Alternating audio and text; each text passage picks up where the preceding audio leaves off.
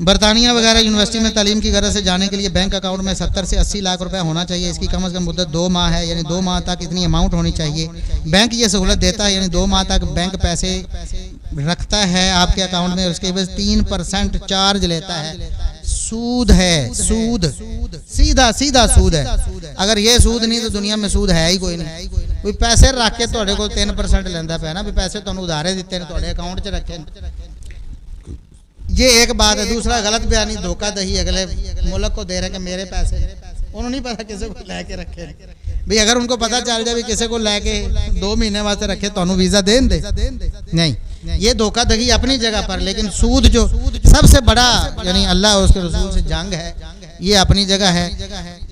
برطانیہ جو تعلیم حاصل کرن جانی ہے ایتھے کر لو، یہاں کر لو. برطانیہ میں تعلیم حاصل نہیں کرو گے تو ہم ہی جنت چلے جاؤ گے، لیکن اللہ رسول نے جنگ کر کے جنت تسی نہیں جاؤ گے، جنت در راستہ کوس جاؤ گے.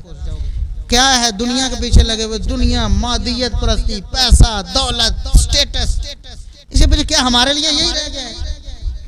کتنے سانس ہیں آپ کے، ہو سکتا ہے ویزا آپ کو مل جائے، سود پہ پیسے لے کے جھوٹ بول کے ویزا آپ کو مل جائے، وہاں جانا نصیب. کتنے لوگ ایسے مر جائیں.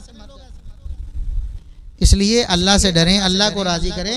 رکھی سکھی کھا لو لیکن اپنی آخرت کھوٹی نہ کرو، بچ جاؤ. پردے کا حکم کیا ہے؟ فرض ہے. یہ بھی پوچھنے والی بات.